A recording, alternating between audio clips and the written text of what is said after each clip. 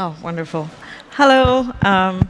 So I'm Asmaa Guedira. I know that you had trouble to to say it out loud. I'm not going to be able to speak to you in German, but in English. So sorry about that. I'm very happy to be here, but I'm also a little anxious, to be honest, because I'm used to public speaking, but normally I speak in front of crowds, either around explaining gender in conferences around digital culture and the future of work, or explaining what the digital culture is to people working on gender, either NGOs or foundation. And so when I saw this conference and Jasmine invited me and said, it's like Republica for teenagers, and I saw the program this afternoon that is mostly, you already had 3 talks on gender, I was like, what am I going to teach you guys that you don't already know? So I figured I was just going to share my very personal story and journey, and maybe hear yours afterwards in the Q&A if you want to share it. So, 7 years ago, I'm 31 today. 7 years ago, I fell madly in love, like love at first sight, like movies, and this soulmate happened to be a woman.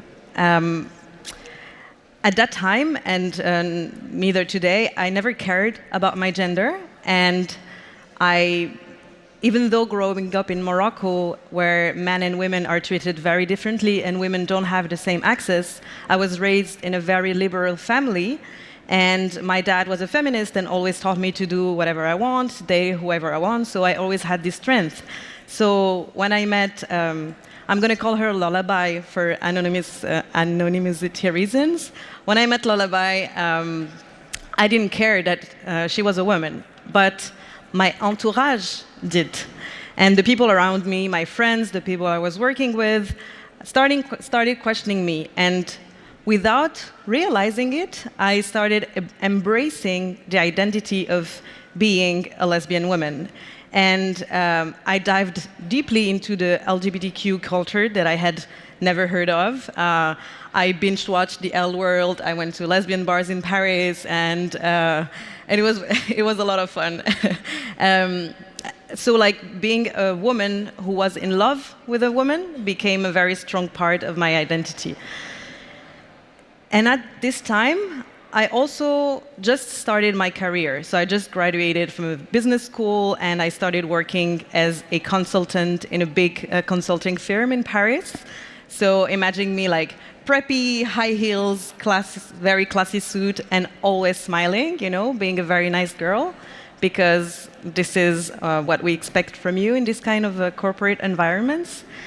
And it felt, it was a very difficult time, because I felt very alienated in this environment, not only because the work values were not aligned with what I believed in, but also because at that time, I felt super alienated and excluded, because not only I was one of the few foreigners, and being a Moroccan girl in France is somehow like being Turkish here in Berlin, but with a stronger prejudice around. And this company was mostly French, mostly male-dominated, and I was a woman, and of course, mostly heteronormative. And I remember in 2011, I don't know if you remember, but in France, there was the law again passing for gay marriage and adoption.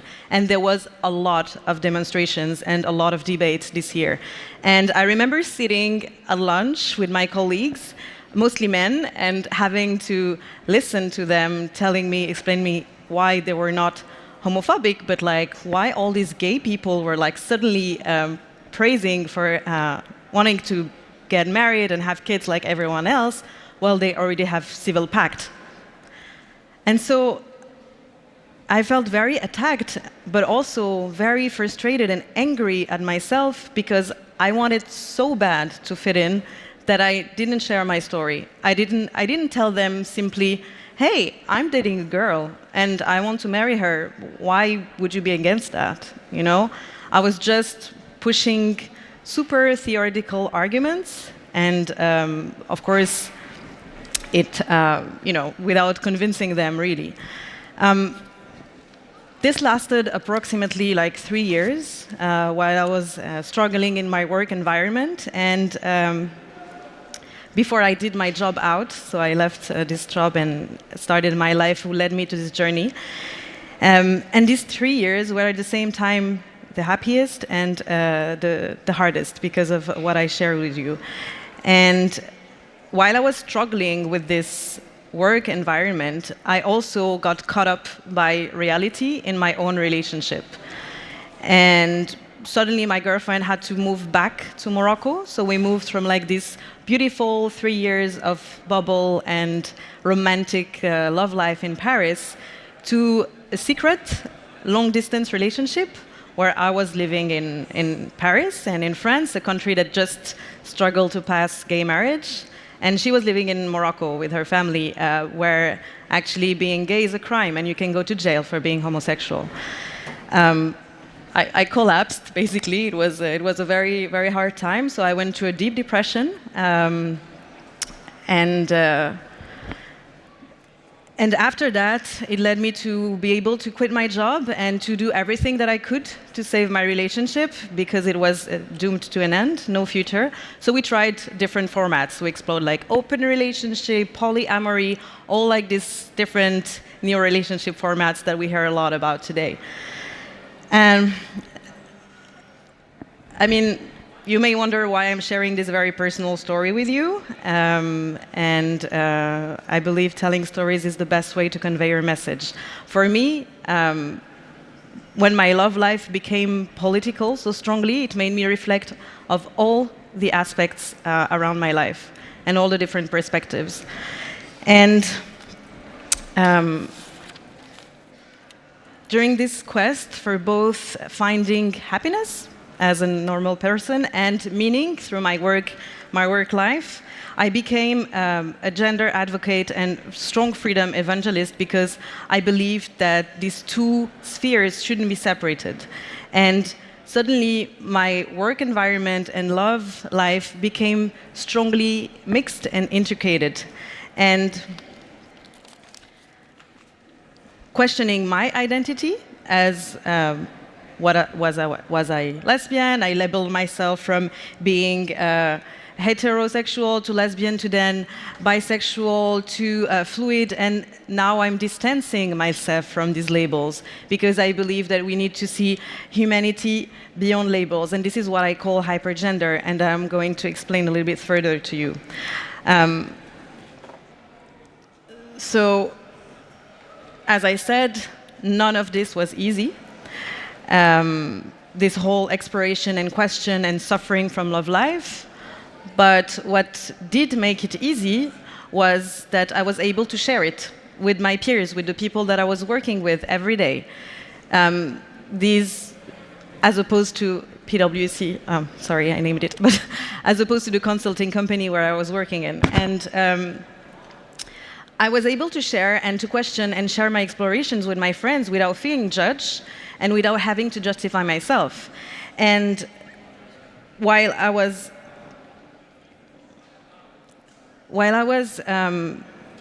questioning this and questioning the system and capitalist system around me, I realized that actually the values in these new forms of organizations were very strongly linked to the ability to create these safe spaces to explore gender. And I see like your face is like questioning, and so I'm just going to show you a short video about these new forms of organization that I'm working with now that are very horizontal, collaborative, distributed around what we call new work, new economy, and new communities. So if I click here, normally it should work.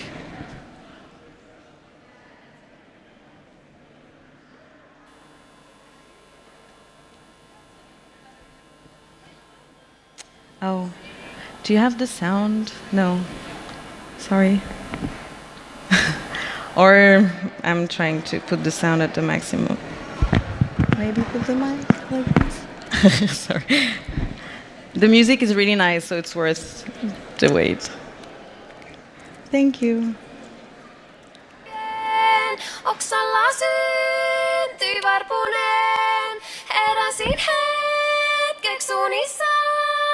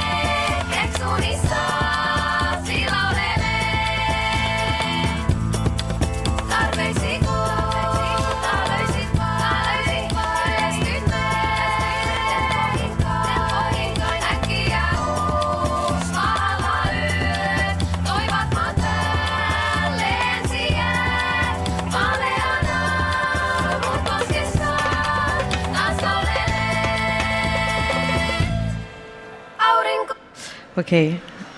I hope this gave you a little bit more clarity. Okay, I'm not sure how to navigate in this. Okay. So, what is commonly shared about like all these movements and organizations that you saw? I mentioned like that the power structures are shifting. We move like from consumption to more sharing, producing and collaborating and co-owning. And the values that are very strongly pushed in this sort of, all these different organizations are trust and sharing and collaborating again. And because it creates safe spaces to work and interact, no matter what the project is, right? You can, it can be an innovative camp to build prototypes to around sustainability, like a shower that recycles water in real life. It can be consulting for a company. It can be an event like this. So you have a lot of different types of work and projects, but what is shared is like the values that you have. And for me, I realized that these new forms of organization and leadership that is not super hierarchical and top-down, as you have in traditional corporate environments, but more horizontal, where people are working together as peers. There is no like boss, but there is a leader who is responsible for a project. And this creates a safe space when you work to be able to fail, to be able to experiment. And I realized that in this organization, you have way more people questioning gender and gender stereotypes as traditional femininity being sweet, blah, blah, and traditional masculinity, what is more like toxic masculinity in these environments than anywhere else. And that the shift that was happening in society happened there first and now is spreading everywhere. And especially you, the younger generations, are experiencing it even more. And so, of course, there is no room for toxic masculinity of being violent and super authoritarian and dominant when you're in an environment where you have to collaborate and share and be open and vulnerable to make things happen. And for me, this was clear that there was a link between this and between being able to explore your gender identity because you question all these different stereotypes. And because you're able to go beyond the binary of masculinity and femininity, questioning this means questioning also, questioning capitalism means also questioning the patriarchy that is actually this teaching us all these binary and stereotypes that we need to like follow and so on. And while I was able, through my personal story, to explore my gender in all this spectrum, and I really like this slide because it explains you the difference between gender identity. So are you a woman? Are you a man? Are you other gender?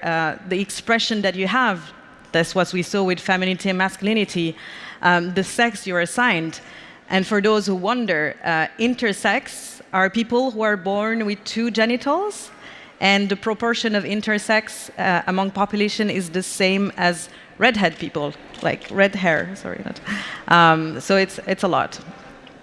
And then you have, all, of course, the physical attraction and the sexuality. And for me, it became clear that I want to create an environment where you can be more inclusive and being able to explore your identity within yourself and also outside in the rest of and society.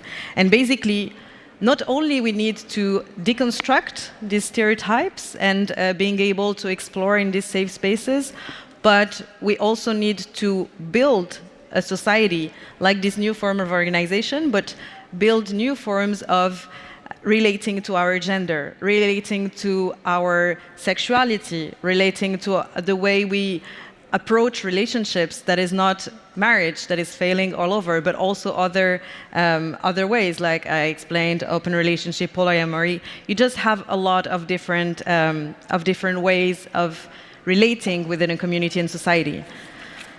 And basically, this shift happening that is reconstituting all these different areas in the new work, in your own identity, in the relationship, and in a positive sexuality as well, for me led me to question, what are the new conversations we want to have with each other regarding these topics? And how can we build new narratives around all of this? I mean, this shift is definitely happening. I witnessed it myself in my own life, in my work life. I'm sure you guys already see it more and more. We see it in the mainstream press. It's not a topic that is just dedicated to feminists. And myself, I see it when I organize retreats and workshops all around the world, in France, in Berlin, in Brazil, around the future of work and digital culture. I see it when I go to Beirut, and last month was the first Pride Week in the Arab world. And my friends, activists, had last minute to cancel the opening conference because of safety reasons. And Lebanon is one of the only countries where it is actually allowed to have where actually it's not criminalized to be homosexual. So you're allowed to have an association officially advocating for it. And but they had to cancel, and in less than 24 hours, they managed to transform all the event online and live stream it, and still kept it happening. I also see it when in Berlin, which is like the most beautiful place to be able to explore your gender and your identity and feeling safe in doing it. When I see my friend performing and painting their non-binary friends, when I go to poly meetups, when I help my friends organizing kinky salon and trying to advocate for positive sexuality.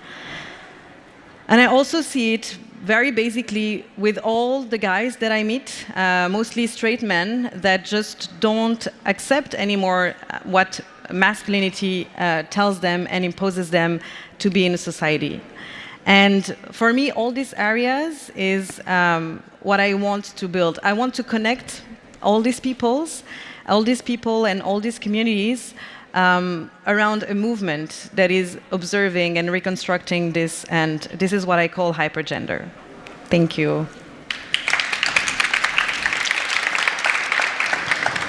Thank you very much. Now we can answer some questions. Wenn einer von euch eine Frage hat, ich stelle das Mikro ein weiteres Mal vor. Es gibt ein weißes Kreuz darauf. Ihr müsst es ganz nah an eurem Mund halten, laut reinsprechen und dann könnt ihr es euch zuwerfen. Möchte jemand anfangen mit einer Frage? Don't be shy. Yeah, don't be shy. I shared a lot about me and my relationship and... True. True. Habt ihr eine Frage? Nein. Ah.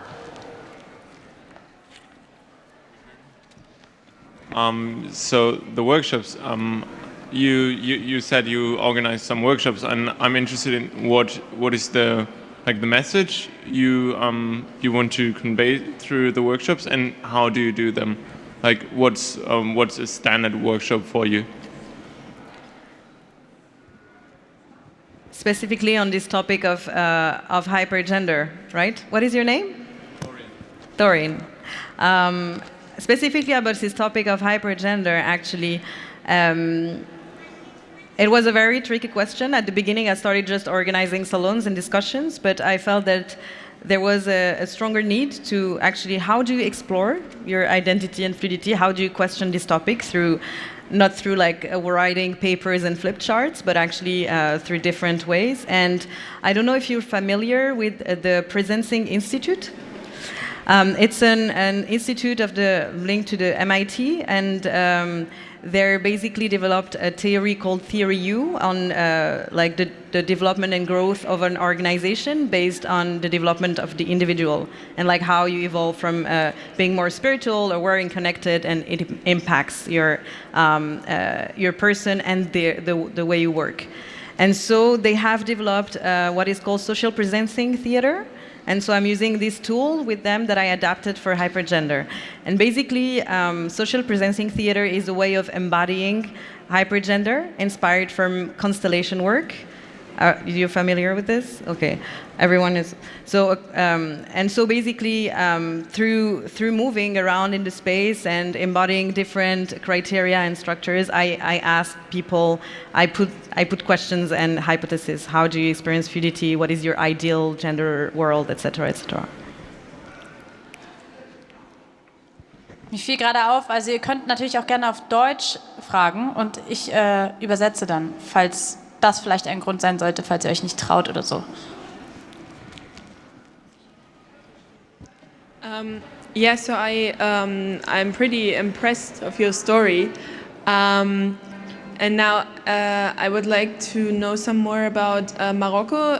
Did you did some research and can tell us a little bit about what is happening there right now, especially looking on the section of bi, trans, gay, whatever?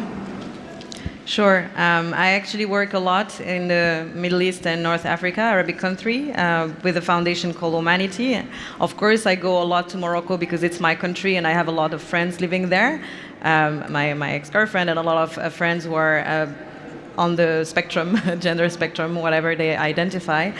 And it's actually a very interesting space, Morocco as well as all the different Arabic countries, Morocco being more liberal.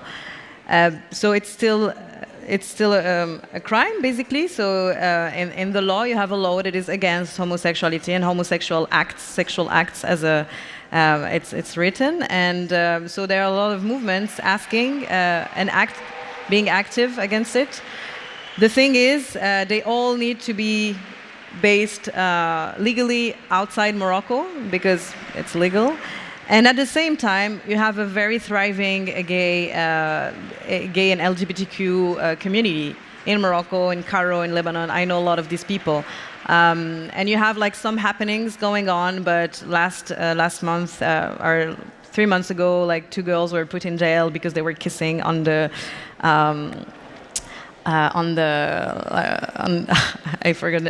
top floor, and their parents saw them and denounced them to the police, their own parents. And at the same time, in the same countries, I have a very good friend who's married with a child and who's openly dating women with her, not with her husband, but her husband is aware of it, and also making out with women in restaurants and bars, and nothing happens. So it's very this sort of double evolution and schizophrenia. Wenn keiner mehr eine Frage hat, dann würde ich jetzt die Runde schließen, aber ihr habt jetzt nochmal die Möglichkeit. Okay, alles klar. Thank you very much. And if someone still has a question, can one meet you up there?